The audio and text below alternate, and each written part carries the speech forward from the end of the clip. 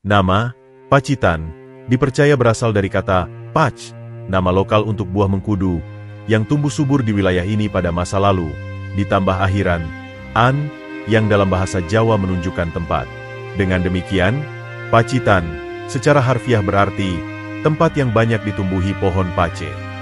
Penamaan ini bersifat toponimis, mencerminkan ciri khas geografis atau vegetasi lokal yang menonjol saat itu. Tradisi lisan masyarakat setempat juga mendukung etimologi ini, karena hingga kini pohon pac masih dianggap tanaman yang lekat dengan identitas lokal, termasuk dalam pengobatan tradisional. Namun, ada pula versi lain yang menyebut bahwa nama Pacitan berasal dari tokoh bernama Raden Buono yang pertama kali membuka wilayah tersebut dan menyebut daerah itu dengan nama Pacitan, untuk mengenang tempat asal leluhurnya atau sebagai penanda spiritual tertentu. Meskipun bukti tertulis terkait penamaan ini sulit ditemukan, cerita rakyat dan babat lokal menjadi sumber utama yang melestarikan makna dan asal-usul nama tersebut. Nama Pacitan kemudian menjadi resmi digunakan dalam administrasi kolonial Belanda, dan hingga kini tetap melekat sebagai identitas kabupaten di pesisir selatan Jawa Timur ini. Wilayah Pacitan menyimpan bukti kuat keberadaan manusia purba sejak zaman prasejarah, khususnya masa Paleolitikum atau zaman batu tua. Hal ini dibuktikan melalui penemuan alat-alat batu di berbagai situs arkeologi, seperti di sekitar Sungai Grindulu dan Goa Lawa. Alat-alat tersebut berupa kapak genggam, alat serpih, dan peralatan sederhana lainnya yang dikenal sebagai alat batu Pacitan. Temuan ini begitu penting hingga para ahli arkeologi menyebutnya sebagai bagian dari kebudayaan Pacitan, yang menjadi ciri khas budaya alat batu di Indonesia bersama kebudayaan Ngandong. Penemuan ini pertama kali dieksplorasi oleh arkeolog Belanda, von Koningswald, pada 1930-an. Keberadaan alat-alat ini menunjukkan bahwa manusia purba jenis Homo erectus pernah hidup dan berkembang di wilayah Pacitan sekitar 1 juta tahun lalu. Gaya hidup mereka cenderung nomaden dengan menggantungkan diri pada alam, berburu hewan liar, dan mengumpulkan makanan. Lingkungan Pacitan yang kaya akan gua, air bersih, dan hutan lebat menjadikannya tempat yang ideal untuk bertahan hidup di masa itu. Oleh karena itu, Pacitan tidak hanya penting dalam sejarah lokal, tapi juga menjadi bagian penting dari sejarah evolusi manusia di Asia Tenggara. Situs-situs purba di Pacitan kini menjadi daya tarik edukatif dan wisata sejarah yang menyimpan banyak cerita masa silam. Istilah budaya Pacitan mengacu pada kebudayaan manusia purba yang menghasilkan alat-alat batu kasar sebagai bagian dari kehidupan sehari-hari. Alat-alat ini mencerminkan perkembangan teknologi sederhana manusia pada masa Paleolitikum di wilayah selatan Pulau Jawa. Penamaan Pacitan sebagai representasi budaya ini pertama kali dikemukakan oleh arkeolog Belanda, von Koningswald, setelah melakukan penelitian pada 1930-an. Ia menemukan sejumlah besar alat batu di sepanjang aliran Sungai Baksoko dan Sungai Grindulu, yang meliputi kapak perimbas, alat serpih, dan alat penetak. Temuan tersebut serupa dengan kebudayaan Acheulean di Afrika dan Eropa, yang mengindikasikan bahwa manusia purba di Pacitan memiliki kemampuan teknis dan adaptasi lingkungan yang cukup tinggi. Alat-alat batu ini menunjukkan bagaimana manusia purba bertahan hidup melalui berburu dan meramu. Kapak genggam digunakan untuk memotong daging hewan buruan, memecah tulang, dan mengolah tanaman liar. Karena bentuknya yang besar dan dibuat dari batu yang belum biasa halus, alat-alat ini lebih bersifat multifungsi daripada spesifik. Penemuan budaya batu Pacitan memberikan fondasi penting dalam kajian arkeologi Indonesia, karena menandakan bahwa wilayah Nusantara telah dihuni manusia purba jauh sebelum era kerajaan atau kolonial. Warisan ini masih bisa disaksikan di Museum Arkeologi Pacitan dan situs-situs geowisata edukatif, menjadikan Pacitan sebagai titik awal penting dalam sejarah peradaban manusia di Nusantara. Pada masa kejayaan kerajaan-kerajaan Hindu-Buddha di Nusantara, seperti Kerajaan Medang, Mataram kuno, dan Kediri, wilayah Pacitan termasuk dalam cakupan pengaruh kekuasaan tersebut. Namun, Pacitan bukan merupakan pusat pemerintahan atau kota dagang utama. Letaknya yang relatif terpencil di pesisir selatan membuatnya lebih dikenal sebagai wilayah hinterland atau wilayah pendukung yang menyediakan hasil alam seperti kayu, rotan, dan hasil hutan lainnya. Dalam beberapa prasasti dari masa Mataram kuno yang ditemukan di Jawa Timur, ada indikasi bahwa wilayah selatan seperti Pacitan menjadi daerah penyangga dalam strategi pemerintahan, meskipun tidak banyak disebut secara eksplisit. Meskipun demikian, pengaruh budaya Hindu-Buddha cukup terasa, terutama dari sisi arsitektur dan kepercayaan masyarakat lokal. Sejumlah temuan arkeologi seperti arca, yoni, dan fragmen bangunan candi ditemukan tersebar di beberapa wilayah Pacitan, yang menunjukkan bahwa masyarakatnya telah mengenal sistem kepercayaan Hindu maupun Buddha, dan terhubung dengan jaringan budaya dari kerajaan besar di utara. Pengaruh itu kemungkinan besar sampai ke Pacitan melalui jalur darat dari pusat kerajaan di pedalaman, atau lewat pelabuhan kecil di pesisir selatan yang menjadi jalur dagang. Meskipun wilayah ini tidak menjadi pusat kekuasaan, Pacitan tetap memainkan peran dalam menopang ekonomi dan stabilitas regional pada masa kerajaan-kerajaan besar tersebut. Pada masa kejayaan kerajaan Majapahit, 1293-1478 M, wilayah Pacitan menjadi bagian dari wilayah administratif yang berada di bawah pengaruh pusat kekuasaan kerajaan yang berpusat di Trowulan. Meskipun tidak menjadi wilayah utama, letak Pacitan yang strategis di pesisir selatan memberikan peran tersendiri, terutama sebagai daerah pengawasan terhadap jalur laut selatan yang berbatasan langsung dengan Samudra Hindia. Majapahit dikenal memiliki sistem birokrasi yang kompleks dan membagi wilayahnya ke dalam daerah-daerah pengaruh, seperti Mancanegara dan Mandala. Pacitan, dalam konteks ini, masuk ke dalam daerah Mandala Selatan yang memiliki fungsi sebagai daerah penyangga pertahanan dan ekonomi. Selain fungsi strategis, pengaruh budaya dan hukum Majapahit juga terasa di wilayah Pacitan. Bukti dari ini dapat dilihat melalui temuan-temuan artefak seperti pecahan keramik asing, fragmen batu bata kuno, serta pengaruh sistem sosial masyarakat yang mulai mengenal struktur kasta sederhana, adat kerajaan, dan hukum adat yang sejalan dengan kitab Kutara Manawa, Hukum Majapahit. Diperkirakan pula bahwa para petugas kerajaan, raja kecil atau tumenggung, ditempatkan di wilayah-wilayah seperti Pacitan untuk mengawasi ketertiban dan mengelola hasil bumi, terutama hasil hutan dan pertanian. Dengan kata lain, walau jauh dari pusat Majapahit, Pacitan tetap menjadi simpul penting dalam mempertahankan stabilitas dan jaringan dagang kerajaan besar tersebut di wilayah selatan Jawa. Islam mulai masuk ke wilayah Pacitan secara bertahap melalui jalur pesisir selatan dan perkampungan pedalaman, dibawa oleh para saudagar Muslim, mubalik, dan penyebar agama yang mengikuti alur perdagangan laut dari daerah pesisir utara dan barat Jawa. Proses Islamisasi di Pacitan tidak berlangsung secara frontal, melainkan melalui pendekatan budaya dan sosial.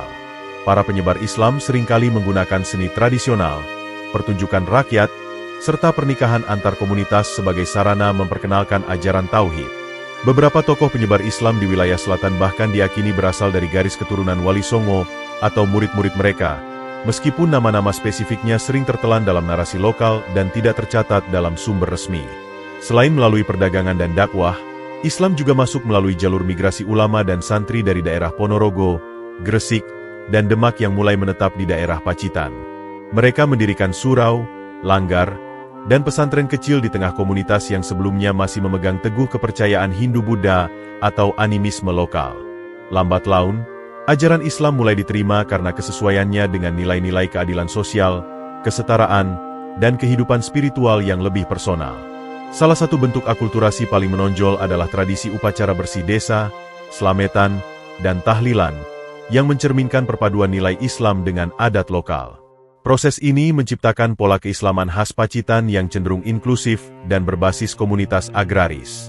Pada pertengahan abad ke-18, wilayah Pacitan menjadi salah satu tempat penting dalam strategi gerilya Pangeran Mangkubumi dalam melawan dominasi VOC dan tekanan dari Keraton Kartasura. Pangeran Mangkubumi, yang kemudian dikenal sebagai Sultan Hamengkubuwono I, memilih bergerilya ke wilayah selatan karena daerah ini relatif terpencil, berbukit, dan sulit dijangkau oleh pasukan kolonial Belanda. Kawasan Pacitan yang berhutan lebat dan memiliki banyak gua alami memberikan keuntungan geografis dalam menyusun kekuatan dan menghindari serangan langsung.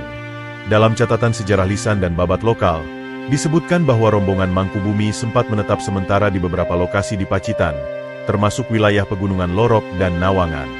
Selama berada di Pacitan, Pangeran Mangkubumi tidak hanya menyusun kekuatan militer, tetapi juga memperkuat simpul jaringan dukungan dari masyarakat setempat yang tidak puas terhadap kebijakan kerajaan dan kolonial. Ia dikenal sebagai tokoh yang karismatik dan dihormati karena memperjuangkan hak-hak rakyat, sehingga banyak tokoh lokal yang bergabung dengan gerakannya. Persinggahan Mangkubumi ini turut membentuk benih-benih kesadaran politik di wilayah Pacitan, di mana masyarakat mulai melihat perlawanan terhadap kekuasaan asing sebagai bagian dari perjuangan yang sah. Meski akhirnya Mangkubumi meninggalkan wilayah ini setelah tercapainya Perjanjian Giyanti, 1755, jejak perjuangannya di Pacitan tetap dikenang sebagai salah satu momen penting dalam sejarah perlawanan terhadap kolonialisme. Perjanjian Giyanti yang ditandatangani pada tahun 1755 menjadi titik balik penting dalam sejarah politik Jawa, termasuk bagi wilayah Pacitan. Perjanjian ini membagi Kerajaan Mataram menjadi dua kekuasaan besar, Kasunanan Surakarta dan Kesultanan Yogyakarta. Dalam pembagian tersebut, Pacitan jatuh ke dalam wilayah administratif Kasunanan Surakarta. Hal ini menjadikan Pacitan sebagai bagian dari struktur kekuasaan feodal yang lebih terorganisasi dan langsung berada di bawah pengawasan Istana Surakarta. Posisi ini menjadikan Pacitan sebagai kadipaten yang dipimpin oleh seorang bupati atau adipati yang diangkat oleh pihak istana, dan bertugas mengelola daerah serta menyetorkan pajak dan hasil bumi ke pusat. Dengan status sebagai daerah kadipaten di bawah Surakarta, Pacitan menjalani masa transisi dari daerah periferal yang kurang tersentuh menjadi daerah dengan sistem pemerintahan lokal yang lebih tertib. Bupati Pacitan memiliki kekuasaan administratif, kehakiman, dan kewajiban menjaga stabilitas politik serta ekonomi wilayahnya. Pada masa ini, struktur masyarakat semakin tersusun dalam kelas-kelas sosial tradisional Jawa, dan budaya keraton mulai masuk ke masyarakat lokal melalui seni pertunjukan seperti wayang kulit dan gamelan. Kendati demikian, jarak geografis dan kondisi alam yang menantang membuat intervensi Surakarta tidak selalu efektif, sehingga dalam praktiknya, Bupati memiliki keleluasaan cukup besar dalam mengelola wilayahnya secara otonom. Setelah ditetapkan sebagai wilayah kadipaten di bawah naungan Kasunanan Surakarta, Pacitan mengalami penguatan struktur birokrasi lokal. Pemerintahan kadipaten dipimpin oleh seorang bupati yang disebut Adipati, yang ditunjuk oleh pihak Istana Surakarta. Tugas utama seorang adipati adalah menjaga ketertiban wilayah, mengelola pajak, serta menjamin ketersediaan logistik dan sumber daya yang bisa disalurkan ke kerajaan. Dalam pelaksanaannya, Bupati Pacitan memiliki keleluasaan besar dalam menjalankan roda pemerintahan, karena letak geografis Pacitan yang terpencil dari pusat kekuasaan. Hal ini menjadikan Bupati berperan bukan hanya sebagai perwakilan istana, tapi juga sebagai pemimpin lokal yang dihormati masyarakat. Dalam struktur masyarakatnya, sistem sosial Jawa mulai tertanam kuat di Pacitan. Kelompok priai, bangsawan, petani, pedagang, dan abdi dale menjadi bagian dari tatanan sosial yang dibentuk dan diatur dalam kerangka budaya feodal Jawa. Pengaruh budaya keraton pun semakin terasa, ditandai dengan masuknya kesenian seperti wayang kulit, gamelan, dan batik yang mulai dikembangkan secara lokal. Di sisi lain, rakyat Pacitan tetap menjalankan kehidupan agraris yang bergantung pada pertanian ladang, hutan, dan hasil laut. Meskipun jauh dari hiruk-pikuk politik pusat, Pacitan sebagai kadipaten memiliki peran penting dalam mendukung keberlangsungan ekonomi dan stabilitas Kasunanan Surakarta melalui kontribusi sumber daya alam dan loyalitas politik kepada istana. Pada abad ke-19, setelah kekuasaan tradisional Jawa melemah akibat tekanan dan perjanjian-perjanjian dengan pihak kolonial, Pacitan secara de facto berada di bawah kendali pemerintahan kolonial Hindia Belanda. Pemerintah kolonial menerapkan sistem administratif baru yang menggantikan sebagian besar otonomi kadipaten. Meskipun secara simbolik bupati masih menjabat sebagai kepala daerah, mereka kini lebih berperan sebagai pejabat lokal di bawah kendali residen dan asisten residen Belanda. Penjajahan ini membawa perubahan besar, terutama dengan diberlakukannya sistem tanam paksa pada pertengahan abad ke-19. Rakyat Pacitan diwajibkan menanam tanaman ekspor seperti kopi dan nila, yang hasilnya diserahkan kepada pemerintah kolonial dengan imbalan yang sangat tidak sepadan. Kebijakan tanam paksa berdampak besar terhadap kehidupan sosial dan ekonomi masyarakat Pacitan. Lahan pertanian yang semula digunakan untuk kebutuhan pangan dialihkan untuk komoditas ekspor, menyebabkan krisis pangan dan meningkatnya kemiskinan. Selain itu, pemaksaan kerja dan pungutan pajak yang berat membuat penderitaan rakyat semakin dalam. Dalam beberapa kasus, terjadi perlawanan kecil-kecilan dari petani, namun gerakan ini cepat dipadamkan oleh aparat kolonial dengan bantuan priai lokal yang telah terserap ke dalam sistem kekuasaan kolonial.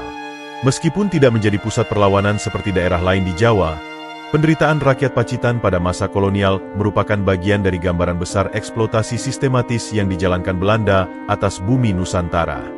Meskipun Pacitan bukan wilayah yang dikenal luas sebagai pusat pemberontakan besar terhadap pemerintah kolonial Belanda, bukan berarti rakyatnya menerima penindasan tanpa perlawanan. Di berbagai pelosok desa, terutama di daerah pegunungan dan pedalaman seperti Nawangan dan Bandar, muncul berbagai bentuk perlawanan kecil dari petani dan tokoh masyarakat lokal. Mereka menentang pungutan pajak yang tinggi, kerja paksa, serta eksploitasi hasil bumi oleh penguasa kolonial dan priai kolaborator. Gerakan-gerakan ini sering dilakukan secara sembunyi-sembunyi melalui sabotase, penolakan setoran, atau penyebaran pesan-pesan perlawanan melalui tokoh agama dan pengajian. Beberapa tokoh lokal, meskipun tidak tercatat secara resmi dalam sejarah nasional, dikenal sebagai pemimpin karismatik yang menginspirasi semangat rakyat untuk melawan ketidakadilan. Di samping itu, pengaruh perlawanan besar dari wilayah tetangga seperti Ponorogo, Madiun, dan Trenggalek turut memicu kesadaran kolektif di Pacitan. Masyarakat mulai menyadari bahwa dominasi kolonial bukanlah takdir yang abadi. Meski gerakan mereka sering gagal akibat keterbatasan senjata dan logistik, semangat perlawanan itu menjadi warisan penting yang kemudian berkembang menjadi bentuk kesadaran nasional pada awal abad ke-20. Saat organisasi modern seperti Budi Utomo dan Sarekat Islam mulai masuk ke wilayah selatan Jawa. Ketika Jepang menggantikan Belanda sebagai kekuatan penjajah di Indonesia pada tahun 1942, harapan sempat tumbuh di kalangan masyarakat Pacitan. Awalnya, propaganda Jepang yang mengusung semangat Asia untuk Asia membuat sebagian rakyat percaya bahwa penjajahan akan berakhir dan bangsa Asia akan dibebaskan dari dominasi Barat. Namun, harapan itu segera pupus ketika Jepang memperlihatkan kekuasaan yang bahkan lebih keras dan militeristik dibandingkan Belanda. Di Pacitan, pemerintahan Jepang membentuk struktur administratif baru dan menempatkan pejabat militer yang mengontrol langsung aktivitas rakyat. Segala bentuk komunikasi, produksi pangan, hingga kegiatan keagamaan diawasi dengan ketat oleh Kempeitai, polisi militer Jepang yang dikenal kejam. Salah satu dampak paling buruk dari pendudukan Jepang di Pacitan adalah praktik Romusha, kerja paksa massal terhadap penduduk laki-laki untuk proyek-proyek militer seperti pembangunan jalan, rel kereta api, dan pertahanan di daerah lain, terutama di luar Jawa. Banyak warga Pacitan yang diangkut tanpa kembali, meninggalkan keluarga mereka dalam kondisi ekonomi dan psikologis yang sangat berat. Selain itu, kekurangan pangan semakin parah karena hasil panen dirampas untuk kebutuhan tentara Jepang. Rakyat terpaksa hidup dari hasil hutan, umbi-umbian liar, dan mengembangkan sistem barter lokal demi bertahan hidup.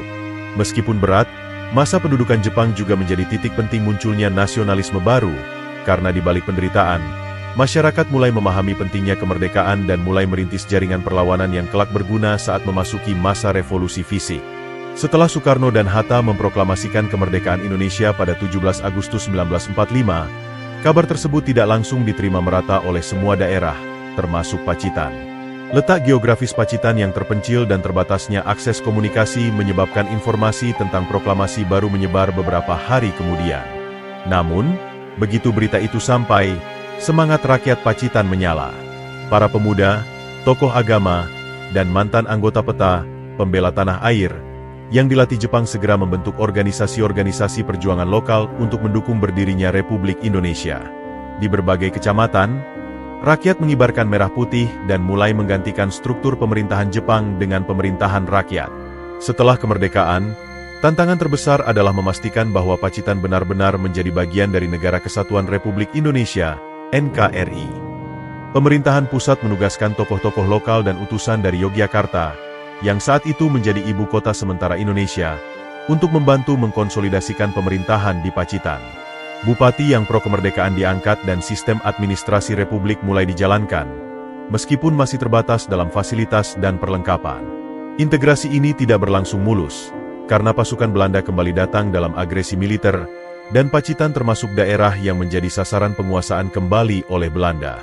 Namun, semangat rakyat Pacitan yang telah terbangun selama masa penjajahan dan pendudukan membuat mereka bertahan dan berjuang mempertahankan kemerdekaan hingga pengakuan kedaulatan Indonesia pada 1949. Dalam masa revolusi fisik, 1945-1949, Pacitan memegang peran penting sebagai salah satu basis pertahanan gerilya di wilayah selatan Jawa Timur.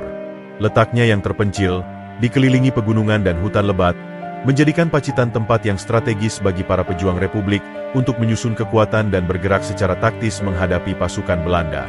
Kawasan pegunungan seperti Nawangan, Arjosari, dan Tulakan menjadi tempat persembunyian sekaligus titik peluncuran serangan gerilya. Para pemuda, ex-anggota PETA, dan Laskar Rakyat bahu-membahu mempertahankan wilayah mereka dari infiltrasi dan kontrol kembali oleh Belanda.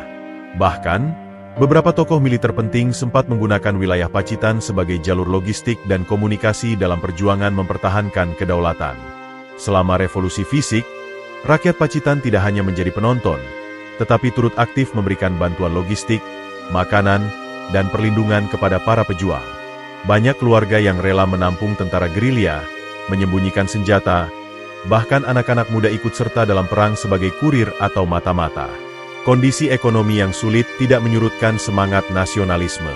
Meski beberapa desa menjadi sasaran serangan balasan Belanda, rakyat tetap teguh membela kemerdekaan.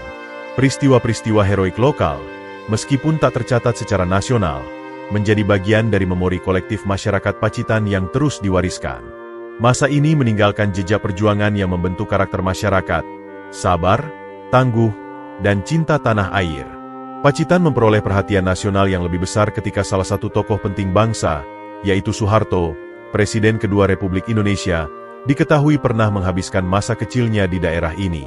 Soeharto tinggal di Desa Kemusuk, Kecamatan Nawangan, setelah mengikuti ibunya yang menikah lagi dengan seorang petugas pertanian di Pacitan. Masa kecil Soeharto di Pacitan dikenal penuh keprihatinan dan kedisiplinan. Ia hidup dalam lingkungan desa yang sederhana, di tengah suasana agraris dan religius. Kehidupan sehari-harinya sebagai anak desa yang sering membantu keluarga, mengaji, dan bertani menjadi bagian penting dari pembentukan karakternya sebagai pemimpin yang kelak dikenal dengan gaya kepemimpinan otoriter namun stabil. Kedekatan emosional Soeharto dengan Pacitan membawa dampak simbolis yang cukup besar selama masa pemerintahannya. Meskipun tidak secara eksplisit dijadikan pusat pembangunan, Pacitan seringkali mendapat perhatian khusus dalam bentuk proyek infrastruktur dan pengembangan wilayah. Jalan-jalan diperbaiki, fasilitas umum dibangun, dan beberapa kawasan dijadikan lokasi kunjungan kenegaraan. Nama Pacitan pun mulai dikenal secara nasional, bukan hanya karena keindahan alamnya, tetapi juga karena citranya sebagai kampung halaman dari seorang presiden. Hal ini turut mengangkat rasa bangga masyarakat lokal, dan mendorong mereka untuk menjaga identitas daerah sembari memanfaatkan peluang pembangunan dari pusat. Masa pemerintahan Orde Baru, 1966-1998, membawa perubahan signifikan bagi wilayah-wilayah terpencil di Indonesia, termasuk Pacitan. Pemerintah pusat mulai menggencarkan program pembangunan infrastruktur sebagai bagian dari strategi stabilisasi politik dan pertumbuhan ekonomi. Di Pacitan, sejumlah jalan utama yang menghubungkan kota dengan daerah-daerah terpencil mulai dibuka dan diperbaiki, memudahkan mobilitas barang dan orang. Pembangunan sarana pendidikan dan kesehatan juga mulai ditingkatkan, meskipun masih belum merata. Pacitan yang sebelumnya dianggap sebagai daerah pelosok mulai terlihat di peta nasional sebagai daerah yang potensial secara geografis dan sumber daya alam. Pendekatan pembangunan yang bersifat top-down membuat proses ini berlangsung cepat, walau terkadang mengabaikan kebutuhan spesifik masyarakat lokal. Dalam hal stabilitas politik, Pacitan cenderung tenang selama masa Orde Baru. Tidak ada konflik besar yang muncul, dan kehidupan masyarakat relatif aman di bawah sistem pemerintahan yang sentralistik. Namun, sistem ini juga membuat ruang ekspresi politik dan budaya menjadi terbatas. Meski demikian, masyarakat Pacitan mulai menyadari pentingnya membangun identitas daerah sebagai bentuk kebanggaan lokal. Tradisi dan kesenian seperti reok Pacitan, upacara adat desa, dan lagu-lagu berbahasa Jawa mulai dipromosikan di tingkat lokal. Pemerintah daerah mulai mengembangkan citra Pacitan sebagai daerah agraris dan religius, serta memperkenalkan potensi wisata alam seperti gua-gua dan pantai, meski masih dalam tahap awal. Masa Orde Baru, bagi Pacitan, adalah periode pembangunan fisik yang relatif stabil, sekaligus masa persiapan menuju kesadaran lokal yang lebih kuat di era reformasi. Sejak diberlakukannya kebijakan otonomi daerah pada awal era reformasi tahun 2001, Kabupaten Pacitan mulai memasuki babak baru dalam pengelolaan pemerintahan dan pembangunan. Otonomi ini memberikan wewenang yang lebih luas kepada pemerintah daerah untuk merancang dan menjalankan program-program pembangunan sesuai dengan potensi dan kebutuhan lokal. Pemerintah Kabupaten Pacitan mulai fokus mengembangkan sektor-sektor unggulan seperti pertanian, peternakan, perikanan, serta pariwisata alam. Berbagai kebijakan lokal mulai diarahkan untuk membangkitkan ekonomi kerakyatan, memperluas lapangan kerja, dan meningkatkan kesejahteraan masyarakat desa. Dalam sistem politik yang lebih terbuka, masyarakat juga mulai aktif terlibat dalam proses perencanaan pembangunan melalui forum-forum musyawarah dan lembaga kemasyarakatan. Di bawah sistem desentralisasi, Pacitan menunjukkan dinamika demokrasi lokal yang cukup kuat. Pemilihan kepala daerah secara langsung memberikan ruang bagi munculnya tokoh-tokoh lokal yang memahami kebutuhan masyarakat setempat. Anggaran daerah yang lebih fleksibel membuat berbagai program infrastruktur dan sosial dapat dilaksanakan dengan cepat, meskipun masih menghadapi tantangan dalam hal pemerataan dan transparansi. Selain itu, otonomi daerah mendorong lahirnya inisiatif-inisiatif pembangunan berbasis potensi desa, seperti pengembangan BUMDes, badan usaha milik desa, revitalisasi pertanian organik, hingga pelatihan ekonomi kreatif bagi generasi muda. Masyarakat Pacitan mulai melihat bahwa kemajuan tidak hanya datang dari pusat, tetapi bisa lahir dari bawah, melalui partisipasi aktif dan kebijakan yang sesuai dengan karakteristik daerah. Memasuki era modern, Kabupaten Pacitan semakin dikenal luas sebagai salah satu destinasi wisata unggulan di selatan Pulau Jawa. Julukan, Kota 1001 Goa, disematkan karena banyaknya gua-gua indah dan unik yang tersebar di berbagai wilayah, seperti Goa Gong, Goa Tabuhan, dan Goa Lueng Jaran. Tak hanya wisata gua, Pacitan juga memiliki garis pantai yang panjang dengan lanskap yang memukau. Pantai-pantai seperti Klayar, Banyu Tibo, dan Serau menawarkan keindahan alam yang eksotis, cocok untuk wisatawan yang mencari suasana alami dan tenang. Pemerintah daerah, bersama dengan pelaku usaha lokal, terus mengembangkan infrastruktur wisata, seperti jalan akses, penginapan, hingga pusat informasi, untuk menarik lebih banyak wisatawan baik domestik maupun mancanegara. Selain keindahan visual, Pacitan memiliki kekayaan geologi yang luar biasa, menjadikannya lokasi potensial untuk pengembangan geowisata, yakni wisata berbasis pengetahuan geologi. Sejumlah gua di Pacitan menyimpan formasi stalaktit dan stalagmit yang menakjubkan, serta menjadi lokasi penelitian geologi dan arkeologi yang penting. Kawasan Kars Pacitan tidak hanya menjadi aset pariwisata, tetapi juga sebagai laboratorium alam untuk edukasi lingkungan dan konservasi. Pemerintah dan komunitas lokal mulai menggalakkan wisata edukatif seperti geotrekking dan tur interpretatif, yang mengajarkan pengunjung tentang proses pembentukan bumi, sejarah manusia purba, serta pentingnya menjaga kelestarian alam. Pendekatan ini tak hanya meningkatkan nilai ekonomi wisata, tetapi juga memperkuat kesadaran masyarakat akan pentingnya menjaga lingkungan hidup secara berkelanjutan. Sebagai daerah yang terletak di pesisir selatan Pulau Jawa, Pacitan termasuk wilayah yang rawan terhadap bencana alam, khususnya gempa bumi dan tsunami. Hal ini disebabkan karena letaknya berdekatan dengan zona subduksi antara lempeng Indo-Australia dan Eurasia di dasar Samudra Hindia. Selain itu, kondisi geografis yang bergunung dan berbukit juga membuat Pacitan rentan terhadap bencana longsor, terutama saat musim hujan. Beberapa bencana besar pernah terjadi dan menyebabkan kerusakan infrastruktur, terganggunya aktivitas ekonomi, serta korban jiwa. Kejadian-kejadian ini menyadarkan masyarakat dan pemerintah akan pentingnya kesiapsiagaan dalam menghadapi potensi bencana yang bisa terjadi sewaktu-waktu. Menanggapi risiko tersebut, pemerintah daerah bersama Badan Penanggulangan Bencana Daerah, BPBD, dan sejumlah organisasi relawan mulai aktif melakukan berbagai program mitigasi bencana. Ini meliputi pemasangan sistem peringatan dini tsunami, pembangunan jalur evakuasi, serta simulasi evakuasi di desa-desa pesisir seperti Kecamatan Pringkuku dan Donorojo. Di sekolah-sekolah dan komunitas lokal, edukasi kebencanaan mulai diajarkan untuk membangun kesadaran sejak dini. Selain itu, pendekatan berbasis kearifan lokal juga digunakan, seperti menghidupkan kembali cerita rakyat dan tradisi yang mengajarkan tanda-tanda alam sebagai bentuk peringatan alami. Upaya ini menjadi bagian dari strategi jangka panjang agar masyarakat Pacitan tidak hanya siap secara fisik, tetapi juga secara mental dan budaya dalam menghadapi bencana. Dalam upaya menjaga warisan leluhur, masyarakat dan pemerintah Kabupaten Pacitan terus berkomitmen melestarikan budaya lokal yang menjadi bagian dari identitas daerah. Beragam seni tradisional seperti reok Pacitan, wayang beber, tari tayub, hingga kesenian kentrung masih dipertahankan dan ditampilkan dalam berbagai acara adat maupun festival budaya tahunan. Wayang beber, khususnya, menjadi simbol kekayaan budaya yang unik karena hanya tersisa di 2 daerah di Indonesia, salah satunya Pacitan.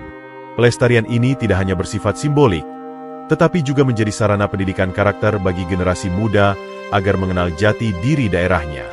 Pemerintah daerah bekerja sama dengan seniman lokal dan komunitas budaya untuk memasukkan muatan lokal dalam kurikulum sekolah dan menyelenggarakan pelatihan seni tradisi di sanggar-sanggar seni desa.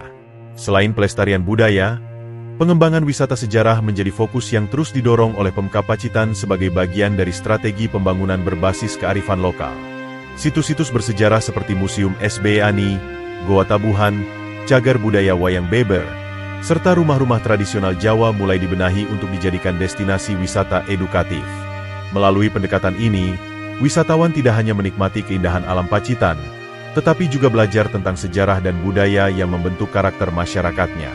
Sinergi antara pelestarian budaya, pendidikan, dan pariwisata diharapkan dapat menciptakan ekosistem ekonomi kreatif yang berkelanjutan, sekaligus memperkuat posisi Pacitan sebagai daerah yang kaya akan warisan sejarah dan budaya di tengah gempuran modernisasi global.